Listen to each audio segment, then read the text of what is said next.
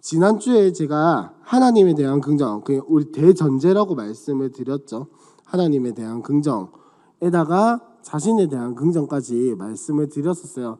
자신에 대한 긍정에서 제가 계속해서 강조를 하는 것은 자신에 대한 긍정은 결국 나를 내 시선, 내 잣대, 나의 판단 기준으로 평가하고 바라보는 것이 아니라 무슨 렌즈로 바라보는 거라고요? 십자가 렌즈. 십자가가 나를 어떻게 보고 있는가? 예수님이 나한테 뭐라 하시는가? 내가 나한테 뭐라 하시는가가 아니고 남이 나한테 뭐라 하는가? 세상적인 스펙, 세상적인 환경, 세상의 조건이 나를 뭐라고 평가하는가가 아니라 월급이 나를 어떻게 평가하는가가 아니라 하나님이 나를 뭐라고 말씀하시는가? 거기에 대해서 우리가 가장 많이 외우고 있는 게 나는 하나님의 거의작품이다. 거의작품, 경상도 말로 하면 거의작품 말고 거의작품인데, 자, 우리가 하나님의 거의작품일 수 있는 이유는 내가 잘나서 그런 게 아니라 누가 잘나서라고요? 하나님이 잘나서 그래요. 하나님이 잘나셨기 때문에 우리가 하나님의 거의작품이 될 수 있는 겁니다. 그래서 자, 우리 이제 두 가지씩 요약을 하면서 갈 건데, 그래서 매주 한가마다 이제 앞으로는 내용은 대충 다 아니까, 그죠? 사실 내용은 대충 다 아니까 우리가 이번에 이제 계속해서 조모임 할 때 한 과에 대해서, 하나에 대해서 긍정 언어는 무엇이 있고 절대 감사는 무엇이 있고 사랑 나눔에는 무엇이 있을지 조끼리 토의해가지고 실천해보자. 한 주 동안 실천해보자라고 말씀을 드렸었습니다. 혹시 실천해보셨나요? 자신에 대한 긍정 언어, 절대 감사, 사랑 나눔, 요 세 가지, 그죠? 다들 실천하셨죠, 그죠? 네, 아유, 좋습니다. 어쨌든 이거에 대해서 뭐 매주 하나씩 하고 뭐 실천하고 끝내는 게 아니고 계속해서 외우시고 실천을 계속 한번 해보셨으면 좋겠어요. 왜냐면은 아까 나중에도 말씀드리겠지만은 뭐든 간에 이렇게 내 삶에 체질화시키고 습관화시키는 것은 계속해서 꾸준히 하는 수밖에 없어요. 그죠? 계속 해보고 되든 안 되든 한번 해보고 잘하든 못하든 일단 시도해보고 꾸준히 하나씩 해보는 거, 요게 가장 중요하니까 이제 자신에 대한 긍정이 지나간다고 해서 다음에 또 내용 들을 때까지 기다리지 마시고 꾸준히 계속해서 한번 해보셨으면 좋겠습니다. 자, 오늘은 타인에 대한 긍정과 예가 사명에 대한 긍정에 대해서 요약을 할 건데요. 자, 타인에 대한 긍정을 하기 전에 우리 책 82페이지 보시면요. 책 들고 오셨죠, 그죠? 책 82페이지 보시면 타인에 대한 긍정을 시작하면서 이 책을 쓰신 말 나온 김에 아까 그 황동환 목사님께서 이 책의 저자이신 이영훈 목사님을 초청했다라고 말씀드렸잖아요, 그죠? 6월 16일 주일이거든요. 주일날 제가 알기로는 5시인가 6시인가 그래요. 그러니까 우리 주일 예배 시간에 맞춰서 오시는 게 아니고 목사님이 나중에 뒤늦게 오시기 때문에 그날 아마 예배가 저녁 예배처럼 옛날에 저녁 예배나 오후 예배처럼 한 번 더 있겠죠, 그죠? 그러니까 기억하시고 시간을 꼭 비워두셨으면 좋겠습니다. 자, 다시 돌아와서 자 82페이지 보시면 디트리 보네퍼라는 목사님, 선한 능력으로 그 찬양 아시죠? 네, 그 찬양의 가사를 지으신 그 목사님께서 이런 말을 했다고 하는데, 하나님을 만난 사람은부터 우리 다 같이 조금 길지만 한 목소리를 한번 읽어보도록 하겠습니다. 시작. 하나님을 만난 사람은 형제를 만납니다. 하나님을 만난 사람은 형제의 얼굴을 하나님의 얼굴로 보지만 형제를 만나지 못한 사람은 하나님도 만나지 못합니다. 또한 하나님께서 친히 그리스도 안에서 우리의 형제가 되어주신 것은 우리로 하여금 모든 형제 뒤에 계신 그분을 다시 볼 수 있게 하시려는 것입니다. 무슨 말이냐면 이거를 예수님의 말로 바꿔보자면 이 작은 소자 하나를 영접하지 아니한 사람은 나를 영접하지 아니한 것이고 이 작은 자애를 영접한 사람이 나를 영접한 것이나 마찬가지다라는 말이 곧 이 말이에요. 무슨 말인지 이해하셨죠? 그러니까 내 옆에 있는 이웃을 내가 영접하지 못하고 만나지 못하고 사랑하지 못하고 섬기지 못하면은 예수 만난 게 아니라는 거예요. 물론 살아가다 보면은 신앙이 오늘 뭐 목사님께서 기도하시기 전에도 말씀하셨지만은 뭐 사람 마음이 벚꽃처럼 10일 동안 활짝 펴 있다가 10일 뒤에는 이렇게 딱 지고 나면 또 마음이 그럴 수도 있어요. 물론 그런 건 있겠지만은 이웃을 사랑하지 않는 사람은 하나님을 사랑하는 확률이 굉장히 적다라는 거예요. 하나님을 사랑하는 사람은 이웃을 사랑할 수밖에 없고 그것이 하나님이 우리에게 주신 명령이에요.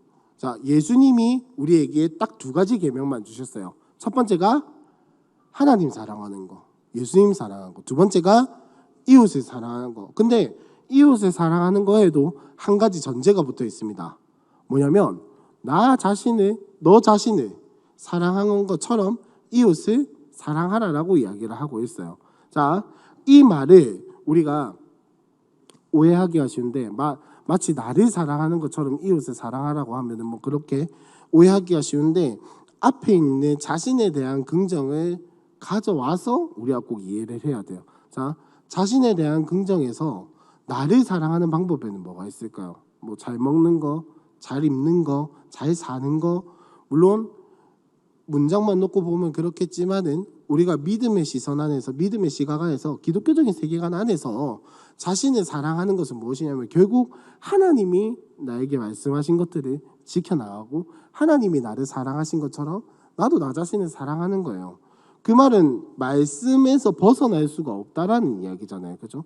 성경에서 벗어날 수 없다라는 이야기인데 이웃을 사랑하는 것 또한 마찬가지라는 거예요. 내가 막 뭔가를, 물론 우리 마음에서는 이웃을 사랑하려고 하면은 뭔가 비싼 밥을 사줘야 할 것 같고 뭐 잘해줘야 할 것 같고 뭔가 매일 만날 때마다 좋은 선물 해주고 좋은 거 해주고 이렇게 해야 할 거라고 생각을 하지만은 이웃을 사랑하는 것은 결국 십자가 안에서 이웃을 사랑하는 거란 말이에요. 그럼 거기에는 뭐가 포함이 되어 있냐면 나의 힘과 나의 능력으로 다 감당하는 것이 아니라 이 사람을 하나님께 의탁하는 것 또한 이웃에 대한 타인에 대한 긍정이라는 거야. 그러니까 타인에 대한 긍정은 내 타인에게 좋은 말만 해주고 격려되는 말만 해주고 응원의 말을 해주고 좋은 거 먹이고 좋은 거 사주고 이렇게 하는 게 타인에 대한 긍정이 아니고요. 그게 아니고 예수님이 이웃을 사랑하실 때 어떻게 사랑하셨는지를 보면은 예수님이 어려운 사람들을 대하실 때, 예수님이 만나는 사람들을 대하실 때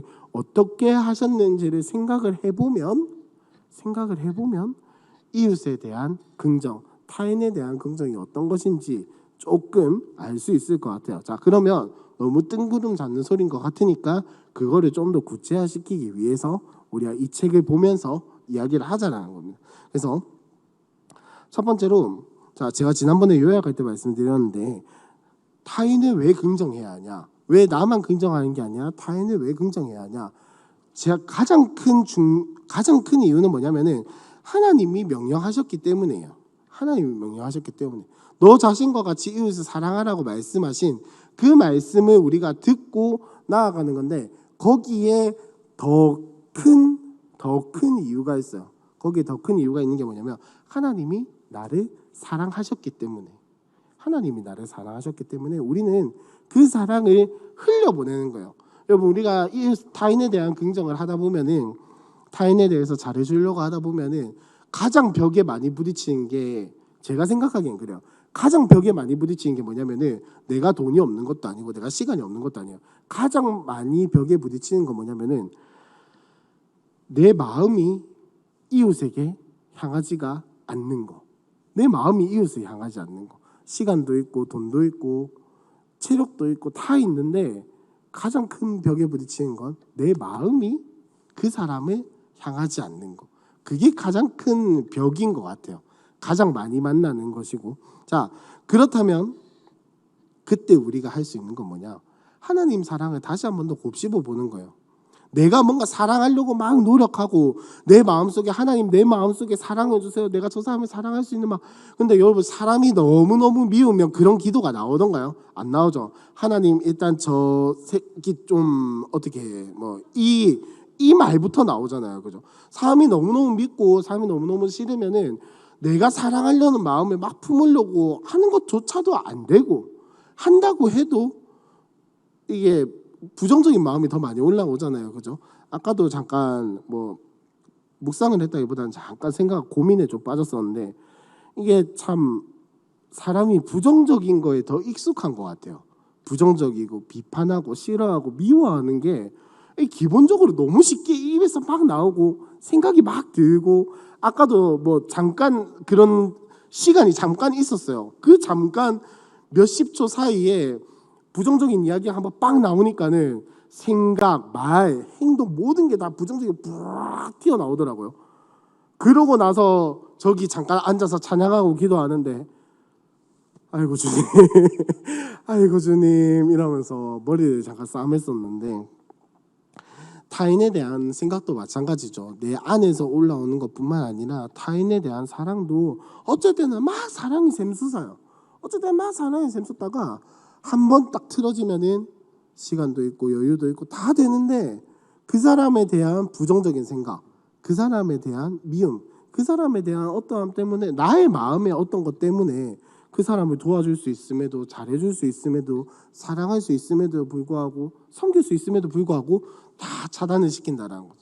야, 오늘 표현대로 하자면 타인에 대해서 긍정할 수 있음에도 불구하고 안 해요. 안 하게 돼요. 자, 그러면 뭘로 돌아가야 하냐? 뭐 하나님 저 사람을 사랑하게 해주세요라는 어떤 행동이라든지 이런 거를 하는 게 아니라 하나님 내 마음이 지금 이런데 나와 하나님과의 관계는 어떻죠? 내가 정말 십자가 렌즈로 나를 바라보고 있나요? 내가 정말 십자가 렌즈로 나를 사랑하고 있나요? 왜냐하면 왜 예수님이 너 자신과 같이 네 몸과 같이 이웃을 사랑하라라고 말씀하셨어요? 사람이라는 게 죄성을 가진 인간의 상태에서는 자기 자신과 하나님과의 관계가 바르게 되어 있지 않으면 이웃을 사랑하는 것에서도 관계가 바를 수밖에 없어요. 왜냐하면은 우리 자신의 본성으로서는 타인을 긍정할 수가 없어요. 나 자신도 긍정을 못하는 마당에 무슨 타인에 대한 긍정이에요. 뭐냐면은 하나님과의 관계가 내가 먼저 바르게 되어 있어야 타인에 대한 관계도 바르게 될 수 있다라는 거예요. 그 말은 타인에 대한 관계가 바르게 잘 안 된다. 그러면은 나와 하나님과의 관계도 안 되어 있을 확률이 높다라는 거예요.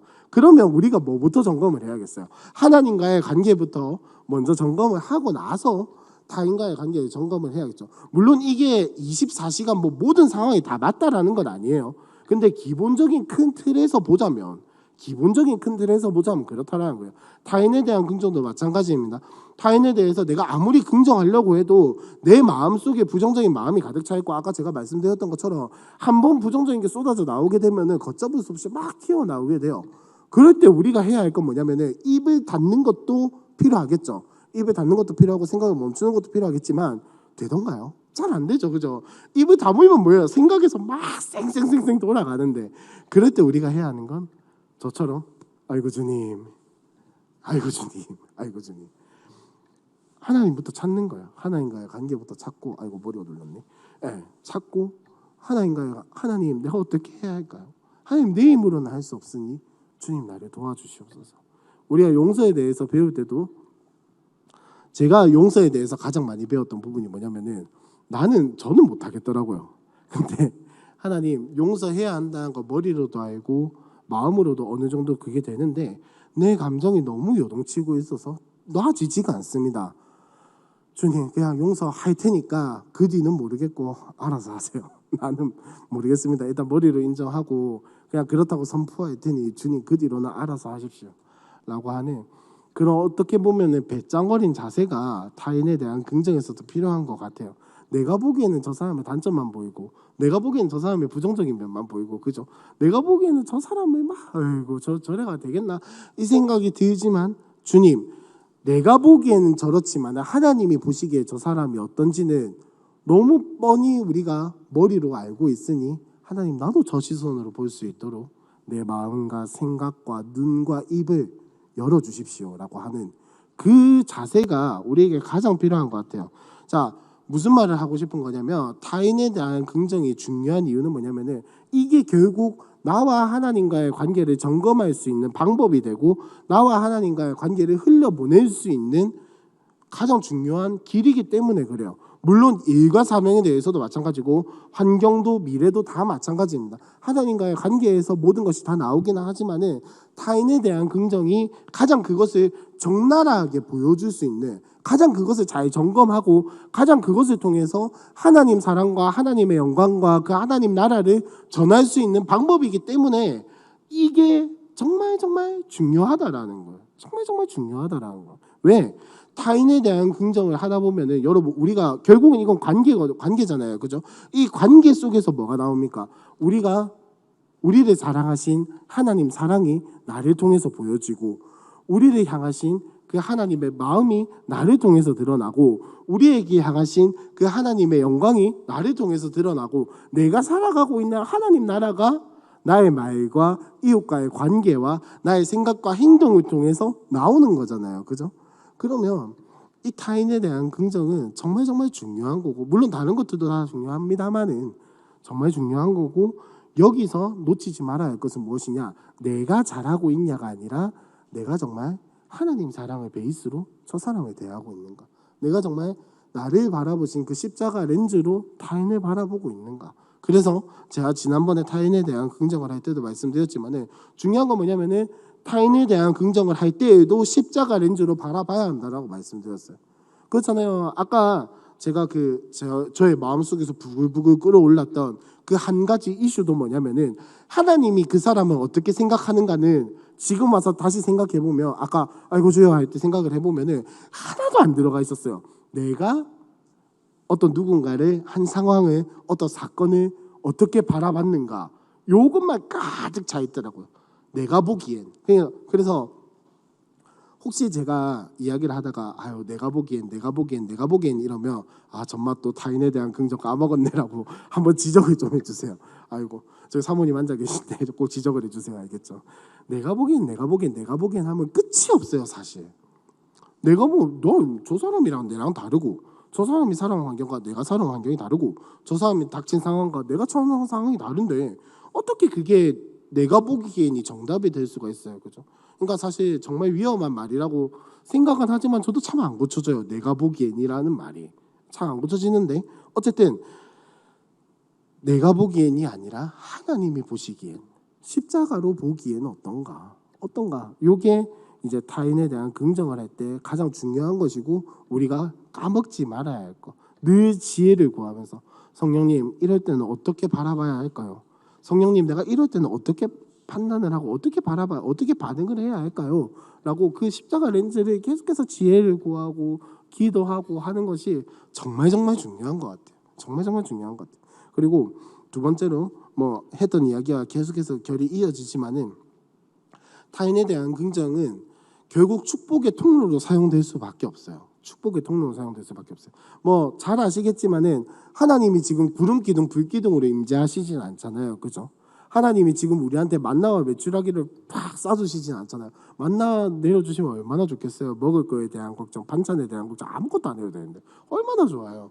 근데 그렇게 안 하신단 말이에요. 지금 예수님 보내셔가지고 만지는 사람마다 낫게 하시고, 오병 이어가지고 5,000명, 수천 명이 되는 사람을 먹이, 그렇게 안 하시잖아요. 그러면 하나님이 지금 믿지 않는 사람들에게 혹은 이 세상을 향해서 무엇을 통해서 말씀하고 계시냐? 첫 번째는 성경, 두 번째는 교회입니다. 첫 번째는 성경이고 두 번째는 교회예요.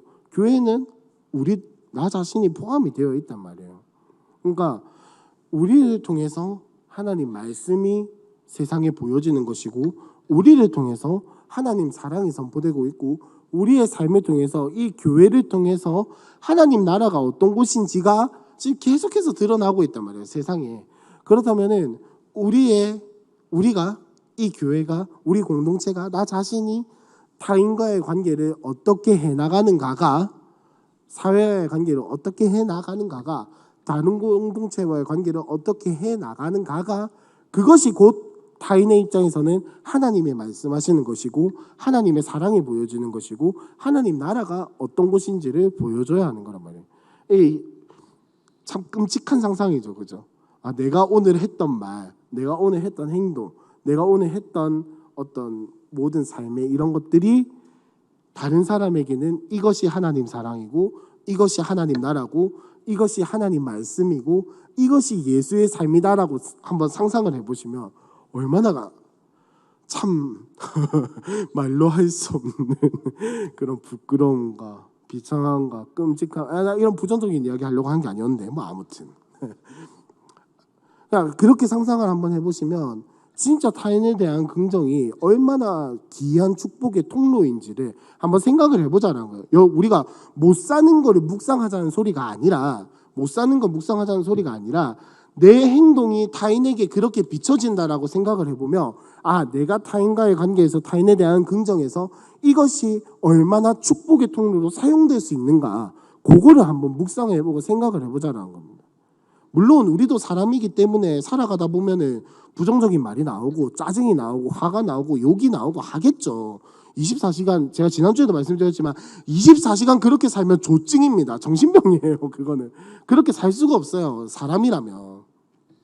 근데 이렇게 말씀드리는 이유는 축복의 통로이기 때문에 우리가 정말 이거는 기억하고 묵상하고 지혜 구하고 노력해야 하는 부분이다라는 겁니다. 마지막 세 번째로 결국 이것이 우리에게 유익이 된다라는 겁니다. 이 책에 한번 보시면요, 찾아야 하는데 책에 한번 보시면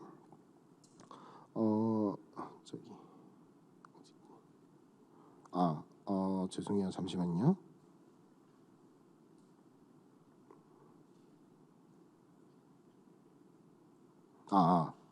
저기 어딨냐?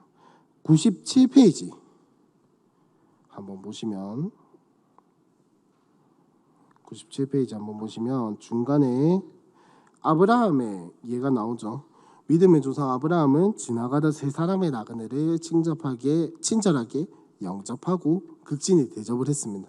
근데 뭐 잘 아시겠지만은 그 중에 한 분이 이제 해석을 하면 성자 하나님이 거기에 나타나신 것이고, 이제 성경의 표현대로 하자면 하나님의 사자, 하나님의 어떠함이 그 세 사람 가운데 한 사람이었고, 결국 그 세 사람을 영접한 것이 아브라함에게 복으로 바뀌어 가지고 아들을 낳게 돼, 100세에 아들을 낳게 되는 그런 복으로 흘러가게 계기가 되었잖아요. 그죠? 그래서 우리가 타인에 대할 때, 물론 이제 사람들에 대할 때 마치 주님에 대하는 것처럼 대해야 한다는 이 말이 무슨 말이냐면은, 우리가 결국 베푸는 친절과 우리가 베푸는 사랑과 이런 것들이 결국 나에게 돌아온다라는 거예요. 이 돌아온다라는 것은 무엇이냐면, 사람이 나에게 뭐 이렇게 대접을 해준다는 말이 아닙니다. 결국 하나님께서 그것을 보시고 우리에게 복을 주신다라는 거예요. 그러니까 우리가 생각하기에 내가 남한테 잘해주면 복으로 돌아온다, 이거를 어떻게 자꾸 생각을 하게 되냐면, 내가 남한테 잘해주면 저 사람이 나한테 다시 뭔가를 사준다든지 대접을 해준다든지 잘해준다든지 뭐 이렇게 생각을 하거나, 아니면 하다못해 내가 남에게 뭐 예를 들면 뭐 10만 원을 도와줬으니 하나님이 나에게 50만 원을 갚아주셔야지, 이렇게 생각하게 되는데 그게 아니다라는 거예요. 우리가 남을 대할 때, 타인을 대할 때 이렇게 섬기는 것을 기본적으로 무엇이 바탕이 되어야겠습니까? 하나님 사랑이 바탕이 되어야겠죠. 하나님 사랑이 바탕이 되어야겠죠. 그렇게 하나님 사랑을 하는 것이 결국 뭐냐? 하나님 나라를 만들어가는 거잖아요. 그죠? 그럼 우리에게 돌아오는 복은 뭐냐? 하나님 나라의 복이 돌아온다라는 거예요. 그것이 하늘의 상급으로 쌓이든 아니면은 나에게 이 땅에서 살아가는 동안에 뭐 좋은 것으로 돌아오든 뭐가 됐든 간에 하나님으로부터 오는 복이 나에게 주어진다라는 겁니다. 그러니까 세상적인 것을 바라는 우리의 생각을 잠깐 내려놓고, 우리가 이렇게 섬기고 타인에 대해서 긍정하고 타인을 바라보고 사랑하고 이러는 것들이 결국은 하나님 나라를 만들어가는 것이고, 이 하나님 나라의 복이 결국 나에게 주어진다라는 거. 자, 그렇다면 타인에 대한 긍정을 할 때 방법이 무엇이 있냐? 4가지가 있다라고 말씀을 드렸습니다. 첫 번째는 긍정적인 말을 하는 거, 두 번째가 축복의 말을 하는 거, 세 번째가 친절하게 행동하는 거, 네 번째가 품고 용서하는 건데, 너무 뻔한 이야기이긴 하죠. 그죠? 긍정의 말하는 거, 축복의 말, 친절하게 대하는 거, 품고 용서하는 거, 타인에 대해서 긍정하려면 너무나도 뻔한 이야기이긴 한데, 잠깐 몇 가지 짚고 넘어가자면, 자, 타인에 대한 긍정을 할 때 자, 긍정의 말을 하라고 말씀을 드렸어요. 여러분, 긍정의 말 하면 어떤 게 있을까요? 타인을 긍정하는 말 뭐가 있을까요? 자, 이럴 때 약간 헷갈리면 하나님이 저 사람한테 저 사람을 만나면 뭐라고 하실까?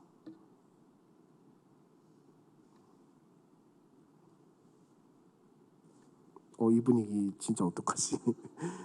자, 여러분 한번 상상해봐. 하나님이 저를 만나셨어요. 갑자기 하나님이 여기 뿅 하고 나타나셔서 저보고 뭐라 하실까요? 내려가라고 하실까요? 내려가 이렇게 하실까요? 뭐라고 하실까요? 뭐 고생한다, 그죠? 잘하고 있다, 뭐 사랑한다, 아니면 뭐 좀만 더 힘내라, 뭐 이런 말을 하시겠죠. 뭐 내려가라고는 안 하실 거잖아요, 그죠? 내가 할게, 니 내려가라 이렇게 하시고 뭐 그러실 수도 있겠네요. 제가 이걸 너무 힘들어 한다면 뭐 그럴 수도 있겠다면 보통 앞에 했던 그런 말들을 하겠죠. 근데 여기서 우리가 한 가지 까먹지 말아야 할 것은, 예를 들어서 정말 예를 들어서 제가 이렇게 강단에 섰습니다.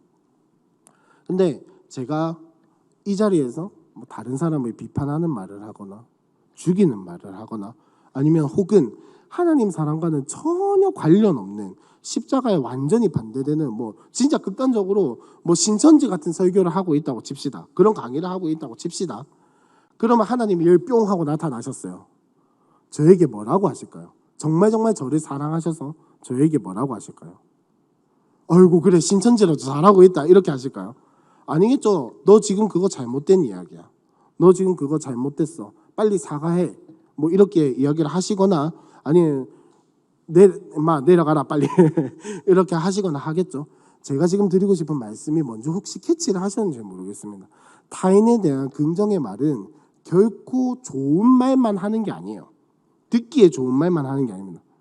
예를 들어서 자, 뭐 오늘도 이야기가 나오긴 했는데 예를 들어서 우리가 1층 카페에서 앉아 있는데 어떤 아이가 금액을 지불하지 않고 돈을 넣지 않고 혹은 뭐 계좌이체 이런 거 아무것도 없이 그냥 물건을 가져간다고 칩시다. 그 아이한테 필요한 긍정의 말은 뭘까요? 어이구 잘했다. 이걸까요? 그래 그럴 수도 있지. 이걸까요? 아니죠. 아니겠죠. 너 이렇게 하는 거 이렇게 잘못된 이렇게 때문에 잘못된 것이야. 너는 다음부터 이렇게 하면 안 돼. 이건 정말 잘못된 거야. 하나님께서 이걸 원하시는 게 아니야 라고 말하는 게 긍정의 말이지 않을까요? 잘못한 사람에게는 잘못됐다라고 이야기를 하고 설명을 해주고 그러니까 모르고 잘못할 수도 있잖아요. 그죠? 모르고 잘못했다면 설명을 해줘야 하는 거고 그죠? 잘못을 했다면 잘못을 했다라고 이야기를 해주고 실수를 했으면 실수를 바로 잡기 위해서 이야기를 해주고 그것이 비록 그 사람에게 조금 쓴소리가 될 수도 있고 조금 마음 상하는 소리가 될 수도 있고 조금 듣기 버거운 말일 수도 있겠지만은 그 사람을 살리기 위해서 그 사람이 정말 하나님 안에서 살아가게 하기 위해서 그 사람의 신앙을 정말 지키게 하기 위해서 그 사람과 예수님과의 관계가 바르게 되게 하기 위해서 최대한 나의 평가를 절제하고 있는 말을 해야 한다면 그게 정말 그 사람에게 필요한 긍정의 말이지 않을까요? 그죠? 그 사람이 정말 또 하나 예를 들어서 그 사람이 예배도 드리지 않고 기도와 묵상도 하지 않고 나는 그 일과 사명에 대한 요것만 너무 커져가지고 나는 주일에도 일하고 장사하는 게 하나님께서 나에게 주신 사명이야 라고 이야기를 하는 사람한테 긍정의 말은 뭐가 있을까요? 그건 잘못됐다라고 말하는 게 긍정의 말이죠. 그렇게 하면 하나님 앞에서 바른 신앙이 아니다라고 말하는 게 오히려 긍정의 말이겠죠. 그죠? 너무 극단적인 예를 들었지만은 사실 셀 모임을 하시다가 보면은 아니면 관계를 하시다가 보면은 정말 애매한 것들이 많은 것 같아요. 제가 근래에 어떤 이야기를 듣냐면 이게 절대 긍정을 우리가 하고 있으니까 이게 우스갯소리인지 뭐 진담인지는 잘 모르겠다만은 이렇게 누군가가 야 너 그거 잘못됐어 이렇게 하면 안 돼라고 이야기를 하면 긍정의 말을 사용해야지 왜 자꾸 부정적인 말을 사용하냐 이렇게 이야기를 하는 케이스들이 점점 조금씩 생기고 있다고는 해요. 뭐 이게 몇몇 사람이 이야기인지 그것까지는 저도 잘 모르겠습니다. 하지만 그렇게 받아들이는 게 과연 절대 긍정이라고 할 수 있을까요? 그죠? 아니 저는 아니라고 생각을 해요. 자 여기서 쌍방간의 관계가 어떻게 되겠어요? 말을 하는 사람은 정말로 사랑하고 안타깝고 정말로 그 사람이 하나님 안에서 바른 신앙을 가지고 정말 이 땅에서 그리스도의 향기로 그리스도의 편지로 살아가게 하기 위해서 이야기를 해야 하는 게 타인에 대한 긍정일 것이고, 듣는 사람 또한 저 사람의 말이 무조건 나빠, 저 사람의 말이 무조건 틀렸어 라고 받아치는 것보다는 저 사람이 나에게 정말 사랑하는 마음으로 하고 있구나라는 것을 알고 받아들이고 그렇게 하는 게 타인에 대한 긍정이지 않을까요? 그러니까 무조건 뭐 다 받아들여라, 무조건 나쁜 말 하지 마라, 무조건 나쁜 말 해도 된다, 이런 게 아니라 상황에 따라 조금씩 다르고 우리가 정말로 지혜를 구해야겠지만은 그렇게 사람을 살리기 위해서, 그 사람의 신앙을 위해서, 그 사람의 그 하나님과의 관계를 위해서 이야기를 하고 서로 나누고 하는 것들이 오히려 긍정의 말이지 않냐라고 말씀을 드리는 거예요. 그러니까 우리가 이런 것들을 잘 분별을 해야 합니다. 그러니까 그래서 절대 긍정이라고 하는 것은 하나님과의 관계가 되지 않으면은 이 절대 긍정은 다 이런 식으로 흘러갈 수밖에 없어요. 그냥 무조건 좋은 말 해라, 무조건 좋은 거 해라, 이렇게밖에 안 되거든. 그러니까 잘 분별을 하고, 또 물론 제가 이렇게 약간 단정지어서 말씀을 드렸지만은 정말 필요한 건 뭐냐면은, 특히나 타인에 대한 관계에서 정말 필요한 건 뭐냐면 끊임없이 기도하는 겁니다. 순간순간 기도하고, 하나님 어떻게 말할까요? 하나님 내가 어떻게 받아들일까요? 하나님 내가 어떻게 반응할까요? 하나님 내가 저 사람을 어떻게 바라볼까요? 주님이시라면 저분에게 어떻게 하시겠습니까? 라고 물어보고 기도하고 질문하는 것들이 끊임없이 우리의 삶 속에서 나와야 돼요. 왜? 아까도 말씀드렸지만은 우리 생각대로 하면은 저처럼 나중에 다 지나고 나서 머리를 탁 치면서 아이고 주님 이렇게 된다니까요. 그러니까 이런 것들을 우리가 다 해낼 수는 없겠지만은 순간순간 기도하고 지혜를 구하는 것들이 우리의 삶에 있었으면 좋겠습니다. 자, 넘어가서 축복의 말도 해야 하고, 친절하게 행동하고 품고 용서하는 것들도 타인에 대한 긍정에서 참 중요한 요소들이니까 우리가 잊지 않고 했으면 좋겠습니다. 자, 그렇다면 여러분, 타인에 대한 긍정을 하기 위해서, 절대 긍정을 하기 위해서 긍정 언어는 뭐가 있을까요? 타인에 대해서. 물론 나중에 조모임 하면서 만드셔야 하는데, 예를 들어 보자면 잘하고 있다, 칭찬해 주는 말, 격려해 주는 말, 이런 것도 포함이 될 거고, 아까 말씀드렸던 해야 할 말을 해야 한다고 하면은 주일 예배에 빠지신 분께 가가지고 아이고 그래 고생하셨죠, 그냥 이렇게만 넘어가는 게 아니라 다음 주에는 우리 같이 꼭 예배 드립시다 라고 이야기하는 거. 묵상하지 않고 기도하지 않고 너무 놓아버린 사람들, 그러니까 까먹거나 실수하거나 아니면 너무 힘들어서 잠깐 이렇게 놓는 거 잠깐 못한 거 말고 그냥 아예 안 하는 것이 당연히 된 사람들에게는 뭐라고 이야기를 했을까요? 우리 같이 새벽기도 파일이라도 들어보자, 이렇게라도 이야기를 하는 게 타인에 대한 긍정 언어예요. 잘하고 있다 우쭈쭈쭈가 아니란 말이에요. 자, 그 다음에 절대 감사가 뭐가 있을까요? 저 사람을 나에게 붙여주셔서 감사합니다. 우리 담임 목사님이 가장 많이 말씀하시는 황동안이를 깨는 데는 김혜란이가 답이다 라고 이야기를 하셨다. 그런 마음의 자세, 감사의 자세. 하나님 저 사람과 함께 할 수 있음에 감사합니다. 하나님 저 사람이 나와 관계할 수 있는 우리 공동체에 있어서 감사합니다. 단순한 예를 들면 그런 게 있겠다. 그리고 사랑 나눔의 훈련에는 또 무엇이 있을까요? 실제로 실천해보는 거. 그냥 말로만 이렇게 생각하고 하는 게 아니라 내가 가서 해보는 거, 감사하다라고 말해보고 격려해주고 이야기해주는 거, 이런 것들이 우리에게 필요한 사랑 나눔의 훈련이겠죠. 그리고 할 수 있다면 커피 한 잔 사주고 격려해주고 도와주고 선물해주고 하는 것들, 이런 것들이 우리의 삶 속에 훈련이 되었으면 좋겠습니다. 자, 넘어가서 세 번째 긍정, 일과 사명에 대한 긍정에서 이야기를 하려고 하는데, 자, 일과 사명에 대한 긍정에서 제일 중요한 건 뭐냐면 조금 어려운 말로 직업에 대한 소명의식입니다. 직업에 대한 소명의식. 교회에 오는 것만 소명이고 사명이 아니라는 거예요. 예배 드리는 것만이 소명이고 사명이 아니다라는 거예요. 교역자로 살아가는 것만이 사명이 아니다라는 거예요. 이제 때로는 이제 저는 이제 주변에 다 천지에 그냥 저는 아시겠지만은 저는 안 믿는 사람들보다 믿는 사람이 절대 다수로 많아요. 제 주변에는. 근데 그 믿는 사람들 중에서도 절대 다수가 다 뭐 전도사, 강도사, 목사 막 다 이런 사람들이란 말이에요. 근데 제가 20살 때부터 신학대학교, 그냥 대학원 말고 신학대학교를 다니면서부터 많이 봐왔던 게 뭐냐면은 일을 잘 하다가 내려놓고 신학교 왔다가 포기하고 다시 일터로 돌아가는 사람들을 심심찮게 봤어요. 많다라고는 말 못하겠고 심심찮게 봤어요. 근데 그렇게 하시는 분들의 많은 수가 어떤 이야기를 하셨냐면, 나는 세상 일 하다가 하나님 일 하기 위해서 신학교 왔다라고 이야기를 하시는 분들 참 많이 봤어요. 세상 일 하다가 하나님 일 하기 위해서 신학교에 왔다라는 이야기를 참 많이 들었거든요. 죄송하지만 여러분, 직장에서 모범이 되고 직장에서 예수 믿는 사람이라는 이름이 부끄럽지 않게 직장 생활을 하는 것이 그게 하나님 나라의 일입니다. 그래서 직업에 대한 소명의식이 가장 중요하다는 거. 어디를 가든 무슨 직업에 있든 내가 거기서 최선을 다하고 내가 거기서 할 수 있는 대로 이것을 하나님 나라의 일이라고 생각을 하고 하나님께 줄게 하듯이 하는 게 그게 하나님이 가장 기뻐하시는 일이라는 거예요.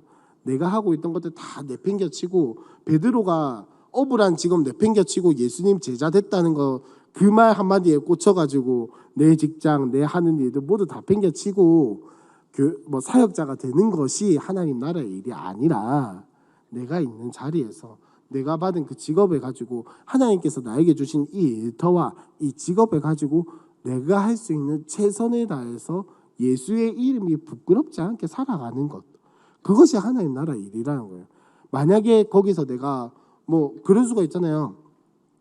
기계 소리가 막 울려 퍼지는 그 노동의 현장에서 옆에 있는 사람한테 복음을 전하기가 될까요? 소리 지르면서 해야지. 야!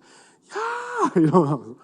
그렇게 못해도 괜찮다라는 거야. 내가 거기서 최선을 다하고 하다 보면은 우리가 늘 말하는 거 있잖아요. 입으로만 복음을 전할 수 있는 게 아니란 말이에요. 말로만 복음을 전할 수 있는, 편지로 글로 언어로 전할 수 있는 것이 아니라 내가 살아내는 이 삶. 저 사람은 어떻게 저렇게 열심히 하지? 저 사람은 어떻게 저렇게 떳떳하게 일하지? 저 사람은 어떻게 다른 사람과는 다른 태도를 가지고 살아갈 수 있지? 라는 그 삶의 모습만 보여줘도 여러분은 이미 직업에서 전도를 하고 있는 겁니다. 이거에 대해서는 말 안 하셔도 여러분들이 훨씬 더 잘 아실 거예요. 그죠? 근데 이 직업에는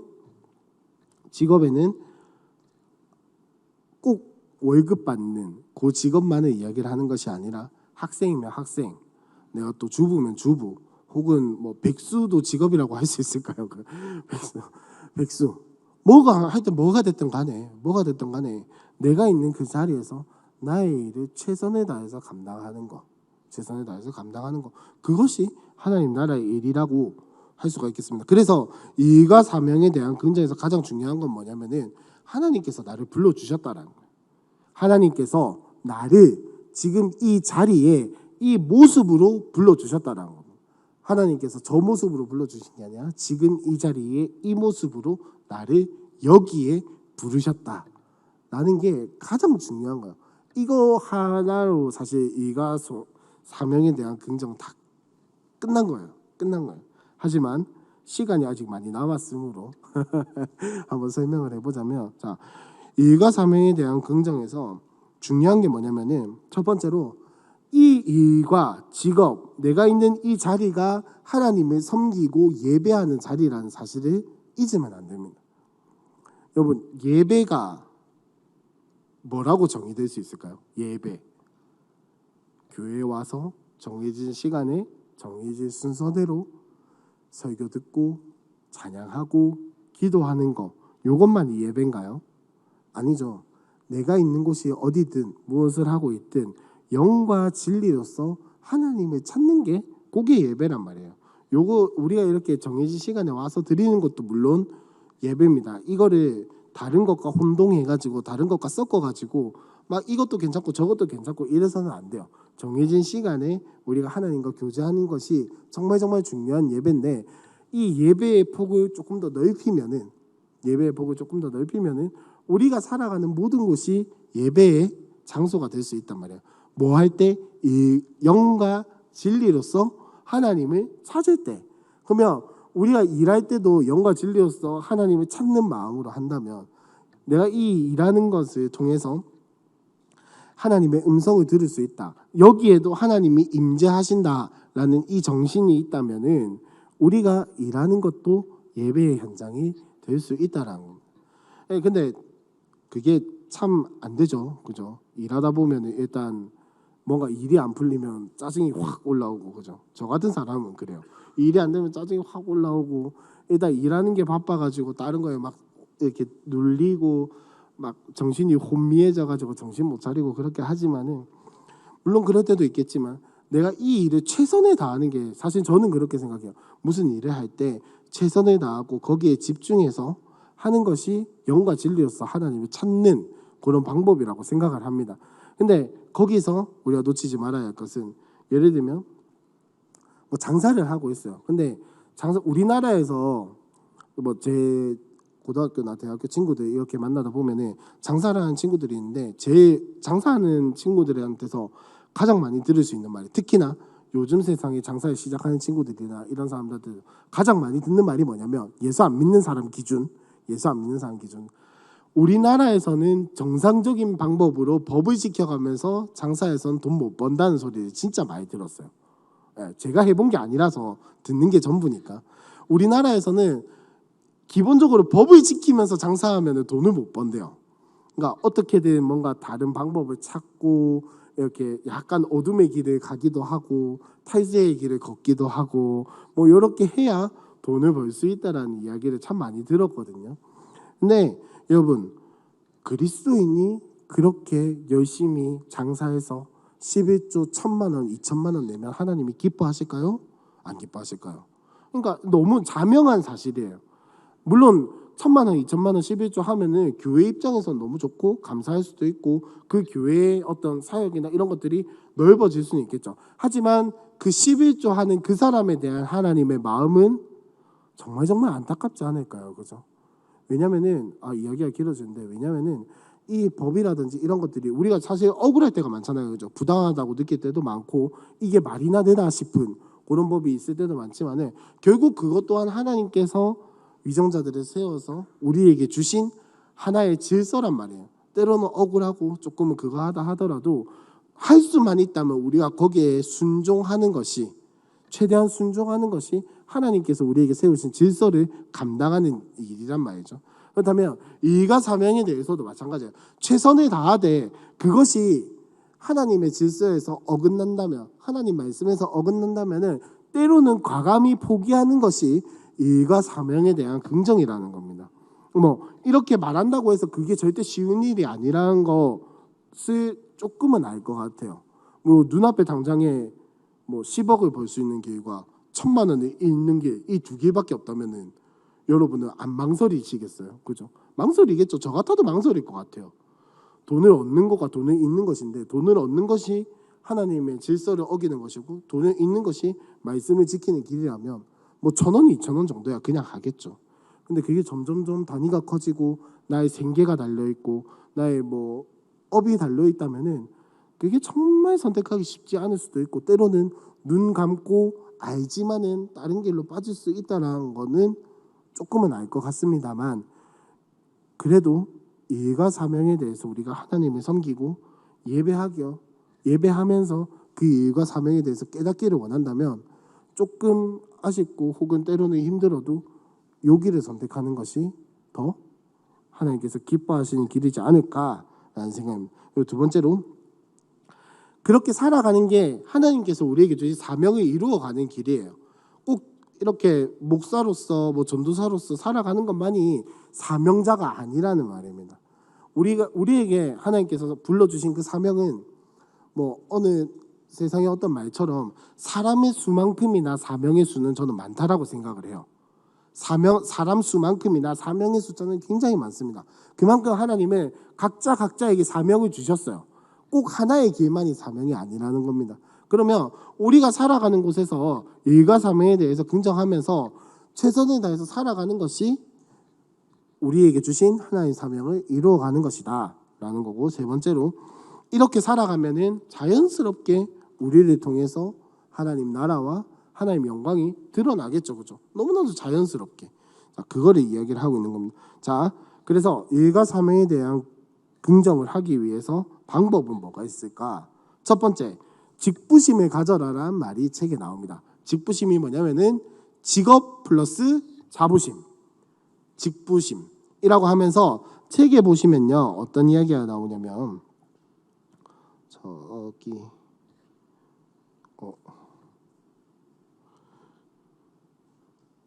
그 청소부 이야기가 하나 있거든요.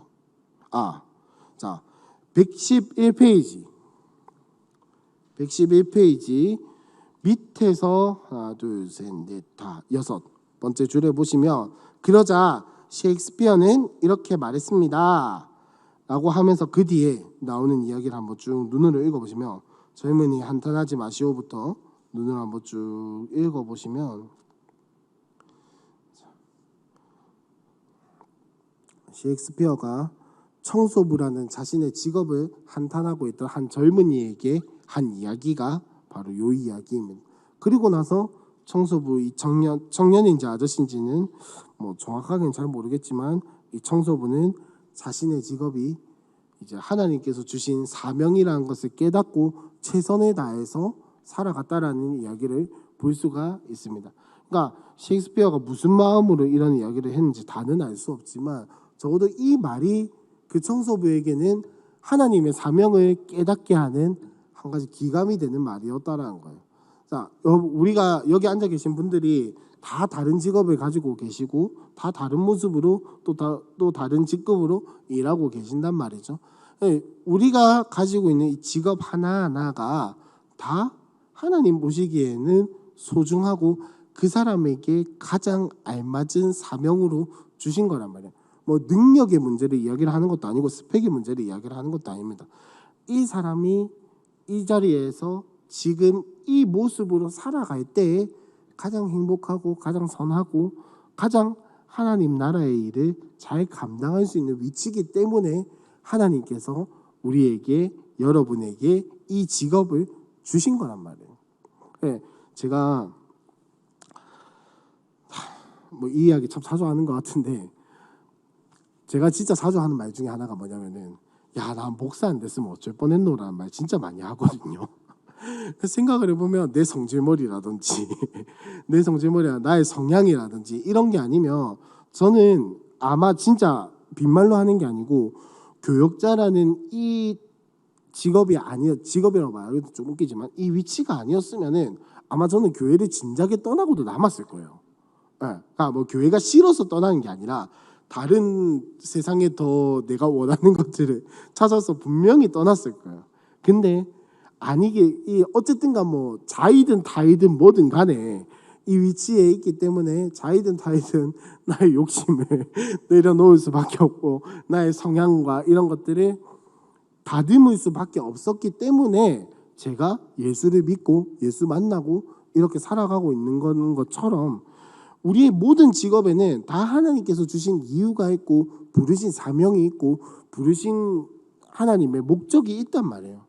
그것대로 살아가는 것이 우리에게 가장 기쁜 일이고 가장 좋은 일이고, 그렇다라는 것을 지금 이 직부심이라는 단어를 통해서 이야기를 하고 있는, 그러니까 직업에 자부심을 가져야 합니다. 이거는 하나님께서 나에게 주신 직업이야 라는 이 자부심이 우리에게 꼭 있어야 돼요. 제가 말하니까 참 웃기긴 한데, 어쨌든 직업이라는 내가 가지고 있는 이 직업, 내가 가지고 있는 이 위치, 이것이 하나님께서 나에게 주셨다는 것을 잊지 말아야 합니다. 잊지 말아야 돼요. 진짜로. 그렇지 않으면은 결국 어떻게 되냐면은, 내 직업은 다른 사람들에 비해서 별거 아니야. 내 직급은 다른 사람들에 비해서 낮아. 내 직업은 다른 직업들에 비해서 별 볼 일 없는 거야 라는 이것으로 흘러갈 수밖에 없거든요. 왜냐하면은 십자가 렌즈로 내 직업을 바라보는 것이 아니라 세상의 시선으로 나의 직업을 바라보기 때문에 그러니까 안 맞을 수밖에 없죠. 자, 넘어가서 두 번째, 우리의 일과 사명에 대해서 긍정하는 두 번째 방법은 작은 일에도 성실하고 최선을 다하는 것입니다. 자, 이것도 책에 있는 이야기를 한번 보려고 하는데 저기 어디냐?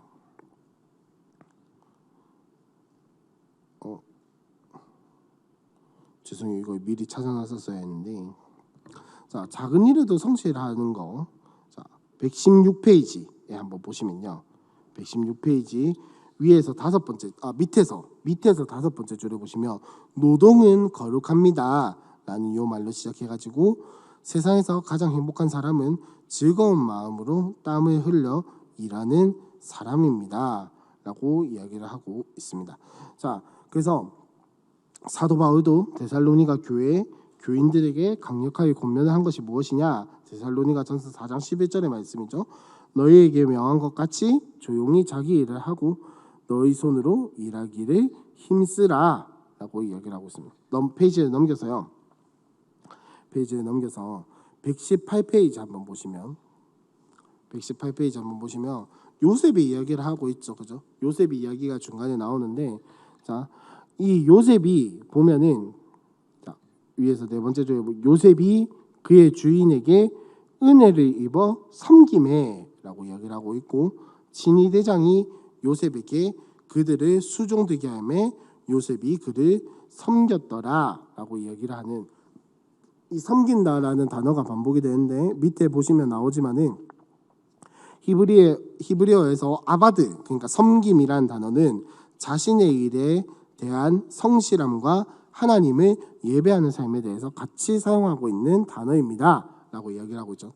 조금 더 구체적으로 이야기를 하면 아바드라는 단어는 하나님 앞에서 엎드리는 것에 대해서 이야기를 하고 있어요. 그러니까 경배라는 이 말에 조금 더 가까운 말이거든요. 그러니까 하나님 앞에서 엎드리다라는 이 말을 요셉이 그의 주인이 자신에게 일을 시켜서 그 일을 감당한 것에 대해서 이 아바드라는 단어를 사용하고 있고 진위대장이 요셉을 좋게 봐가지고 요셉을 데리고 일을 시킨 것에 대해서 요셉이 그것을 어떻게 수행했냐 아바드라고 이야기를 하고 있는 거예요. 즉 요셉은 이 단어로 미루어 보았을 때 요셉은 하나님 앞에서 엎드리는 것처럼 자신에게 맡겨진 일을 감당을 했다라는 겁니다. 그 말은 자신이 무슨 일을 하든지 간에 하나님 앞에서 하는 것처럼 했다라는 거예요. 골로새서 3장 23절에 보시면 모든 일을 할 때 죽게 하듯 하라라고 바울이 권면을 하고 있습니다. 그러니까 정확하게 그 말을 한마디로 줄이면은 요 말인 섬기다 아바드라는 거예요. 이 요셉은 그래서 어떤 문제나 환경에 상관없이 하나님을 신실하게 예배하며 맡겨진 일을 성실하게 감당했다라고 이야기를 할 수가 있겠죠. 그러니까 내가 가지고 있는 이 직업, 내가 감당하고 있는 이 일이 하나님 앞에서 하듯이 하면은 매일매일 성실하게 하겠죠. 그죠? 내가 이것이 정말 예배한다라고 생각을 하면은 대충 하지는 않겠죠. 정말 최선을 다해서 뭔가 어떤 날은 중요한 일을 할 수도 있고 어떤 날은 되게 시시한 일을 할 수도 있잖아요. 그것과는 상관없이 내가 하나님 앞에서 엎드린다는 개념을 가지고 일을 하게 되면은 큰 일이든 작은 일이든 중요한 일이든 덜 중요한 일이든 무엇을 하든 간에 성실하게 할 수밖에 없게 될 것이다 라는 이야기입니다. 세 번째로 열정을 가지고 일하라는 겁니다. 뭐가 됐든 간에 무슨 일이든 간에 열정을 가지고 일하라는 건데 자 페이지를 조금 더 다시 앞으로 넘기면요. 자 그기 어디냐 114페이지 한번 보시면 중간쯤에 보시면 사도 바울의 이야기가 나오죠. 그죠? 사도 바울도 열정적인 사역자의 대명사입니다 라고 하면서 바울과 테크라 행전이라는 외경이라는 게 있어요. 외경이 뭐냐면은 갑자기 TMI로 외경이 뭐냐면요. 성경이 있고 성경을 정확하게 얘기를 하면 정경이라고 해요. 우리가 지금 가지고 있는 이 성경을 정경이라고 하거든요. 정확하게 정해진 경전이라고 해가지고 정경이라고 이야기하는데 정경 말고 위경과 외경이라는 게 있어요. 위경은 뭐냐면은 성경 이야기랑 굉장히 많이 비슷한 점도 있고 유사한 점도 많지만은 정경은 아닌 것들. 그게 어디에 포함이 되어 있냐면 천주교 성경에 보면 기독교에서는 위경이라고 하는 것들이 포함이 되어 있어요. 재밌는 거 하나 알려드리면 천주교 성경의 성경 목록이랑 우리의 성경 목록이랑 달라요. 순서도 다를 뿐더러 천주교 성경에도 보면은 허마의 목양서가 아마 있을 텐데 허마의 목양서라든지 이런 것들이 기독교에서는 위경이라고 하거든요. 근데 거기에 천주교에서는 그것을 성경이라고 포함을 시켜서 알고 그렇게 이제 이야기를 하고 있어요. 뭐 일단 잘잘못에 대한 건 나중에 이야기를 하도록 하고 그런 것들이 있고 외경은 뭐냐면은 성경의 이야기와는 뭐 전혀 벗어난 이야기들 혹은 완전 그냥 주변부의 이야기들만 하고 있는 것들을 외경이라고 합니다. 거기에 뭐가 나오냐면 뭐 루시퍼라는 그 천 악마에 대한 그런 이야기들이라든지 뭐 그런 것들이 거기에 나와요. 그러니까 지금 여기에 나오는 여기서 이야기하는 바울과 테크라 행전이라는 것도 성경의 내용과는 뭐 별로 상관없는 이야기도 하지만 여기에 보니까 바울의 외형에 대한 묘사가 있다라는 거예요. 자, 바울의 외모에 대한 묘사를 보면은 바울의 키는 작고 대머리고 다리는 안장다리고 눈썹은 양쪽이 서로 붙어 있고 매부리 코였다라고 한다면은 일반적인 이제 우리의 상상의 나래에서는 이 사람이 잘생겼을까요? 못생겼을까요? 못생긴 쪽에 가깝겠죠. 그죠? 정확하게는 몰라요. 근데 이 사람의 풍채가 고상하고 얼굴에는 은혜가 충만했다라고 이야기를 하고 있죠. 무슨 말이냐? 자신에 대한 사명을 분명히 알고 그 사명을 따라서 살아가고 있다라는 거겠죠. 그런 바울의 삶을 보면 어떻게 살아갔습니까? 열정을 가지고 살아갔죠. 최선을 다해서 살아갔죠. 그 열정을 가지고 살아간다라는 것을 우리가 막 모든 일에 불같이 막 뛰어들고 이것만을 이야기하는 게 아니라 사실 사도 바울은 정말로 치밀하고 계산적이고 이렇게 철저하게 살아왔어요. 왜냐하면은 우리가 흔히 열정적인 사람이다라고 생각을 하면 앞뒤 안 재고 막 뛰어들고 물불 안 가리고 살아가는 뭐 이런 것만 상상하기가 쉬운데 사도 바울이 성경에서 다 이야기를 하고 있지는 않지만 자신의 직업이 뭐라고 이야기를 하고 있습니까? 텐트 메이커, 천막 만드는 사람이라고 이야기를 하고 있잖아요. 그죠? 사도 바울이 왜 직업을 가지면서 일을 했을까요? 돈이 없어서? 아니요, 돈은 없지는 않았을 거라고 생각을 합니다. 사도 바울이라는 이름만 되면 여러분 생각 한번 해보세요. 가는 곳마다 사도 바울이라는 이름만 되면은 거기에 있는 기독교인들 얼마나 소문이 많이 퍼졌겠어요. 사도 바울에 대한 이야기가.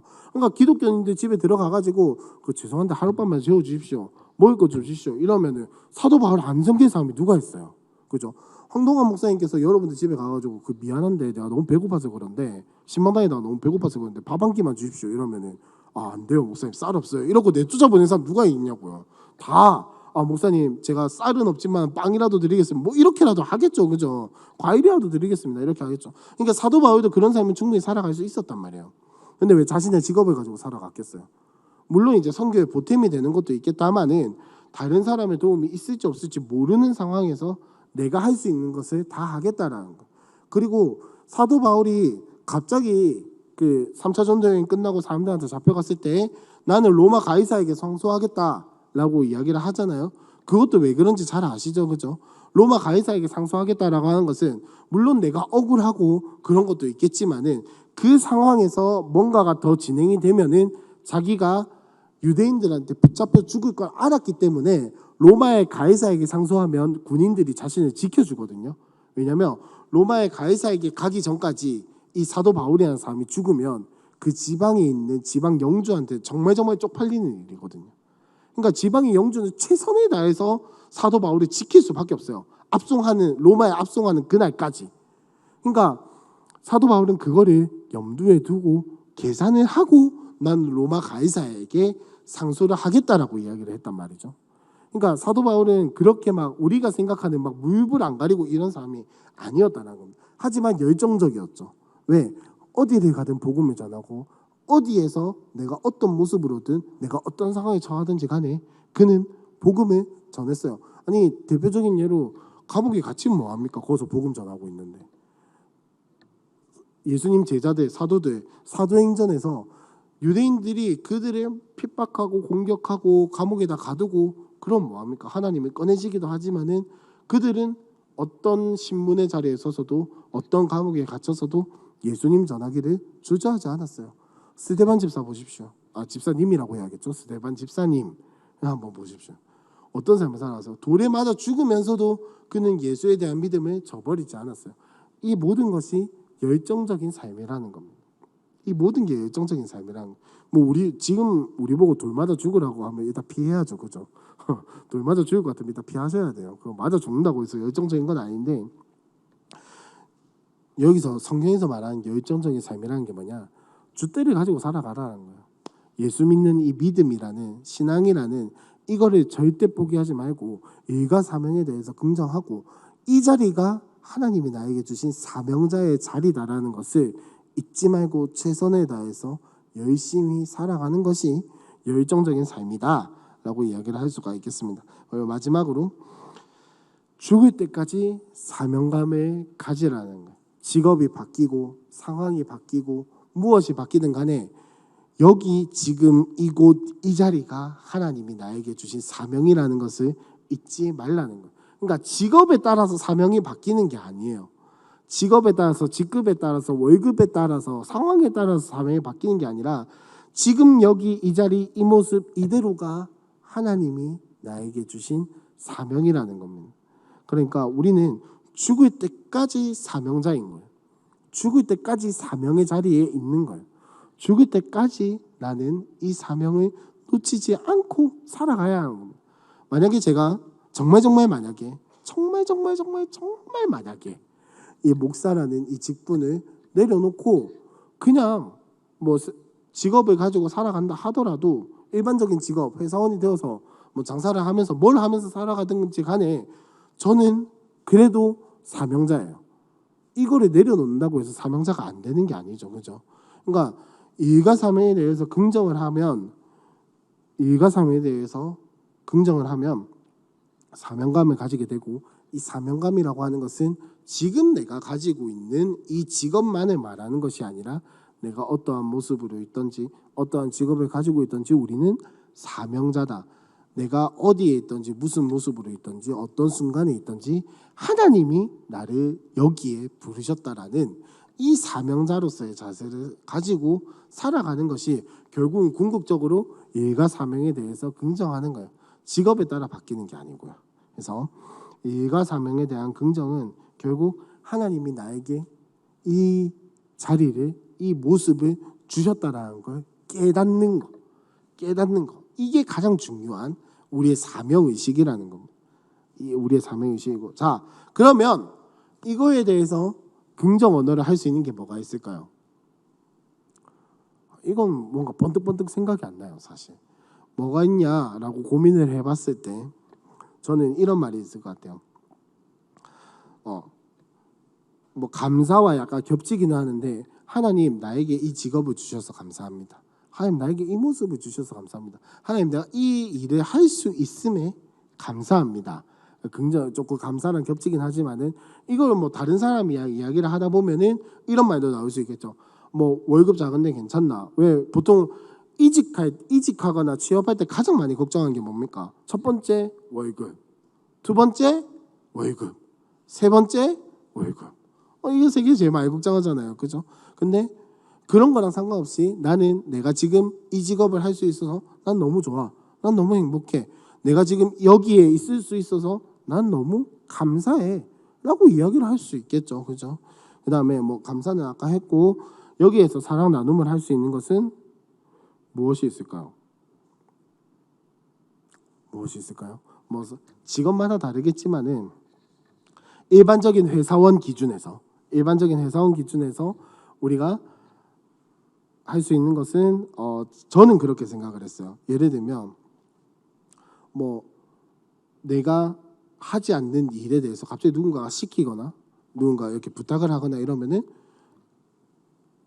해주는 거. 말이 참 생각이 안 나네요. 해주는 거야. 뭐 예를 들어서 누군가가 갑자기 나에게 화장실에 있는 휴지통을 비워라 했다.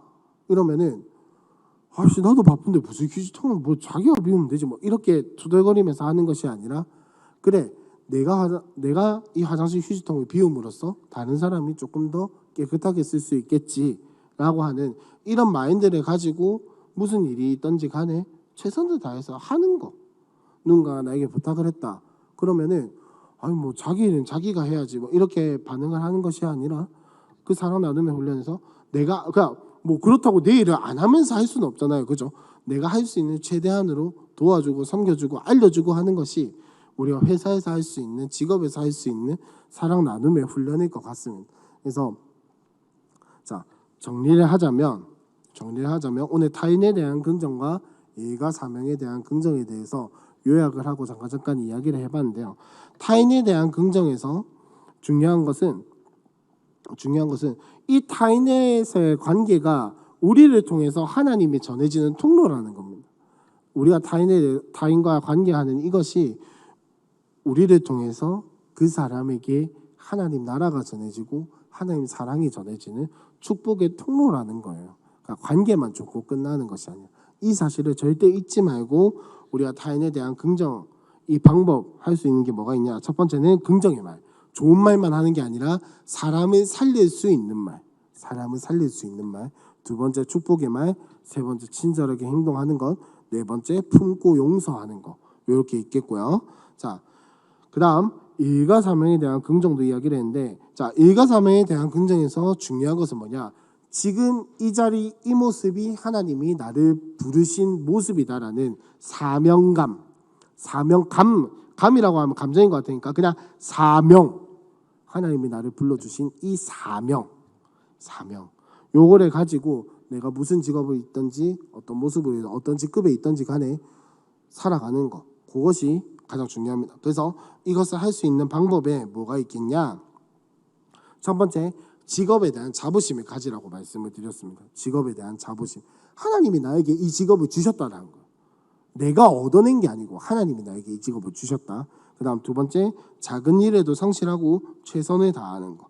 세 번째, 열정을 가지고 일하는 거. 네 번째, 죽을 때까지 사명감을 가지는 거.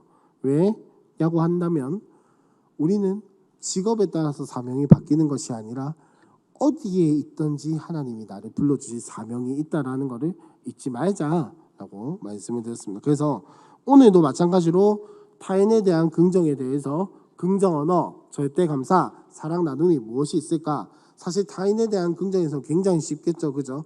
하지만 일과 사명에 대한 긍정에서도 마찬가지로 긍정 언어, 절대 감사, 사랑 나눔, 이것이 무엇이 있을지 한번 고민해 보시고 생각해 보시고 조별로 나눠 보시고, 제발 다음 주에는 실천해 보셨나요? 라고 했을 때 네 라고 한 번에 대답이 나왔으면 제 바람입니다. 그래서 이것들이 조 안에서 정말 풍성히 나눠지고 지난주에 또 어떻게 살았는지도 함께 나눠주시면 참 좋을 것 같아요. 그러다가 이제 뭐 저에게도 그런 이야기가 들려온다면 뭐 저도 좋겠죠, 그죠? 자, 제가 기도하고 우리 조별로 나눔하러 가도록 하겠습니다. 하나님 감사합니다. 우리 이 자리에 불러주시고 또 함께 이 절대 긍정의 마인드를, 또 절대 긍정의 신앙을 나눌 수 있게 하여 주심에 감사드립니다. 주님, 오늘 타인에 대한 긍정과 일과 사명에 대한 긍정, 이 두 가지의 긍정에 대해서 나누었습니다. 주님, 우리가 타인을 바라볼 때 십자가 렌즈로 바라보게 하여 주시고 우리를 통하여서 하나님 사랑이 흘러가는 이것을 잊지 않고 나 자신을 사랑하는 것처럼 타인도 이웃도 사랑할 수 있는 우리의 신앙의 성숙이 이루어지게 하여 주시옵소서. 일과 사명에 대한 긍정도 함께 나누었습니다. 지금 이 자리, 이 모습, 이 상황, 이 직업, 이 곳이 하나님께서 나를 부르신 사명의 자리임을 잊지 않게 하여 주시고 어느 곳에 있든지 어떤 모습으로 있든지 하나님께서 나를 불러주셨다는 그 사명을 기억하고 살아갈 수 있는 은혜를 허락하여 주시옵소서. 조 나눔 가운데에도 주님 풍성한 나눔과 은혜가 있게 하여 주시며 또 함께 나누고 실천 방안들을 생각할 때 지혜를 더하여 주시옵소서. 모든 것 예수님의 이름으로 기도합니다. 아멘.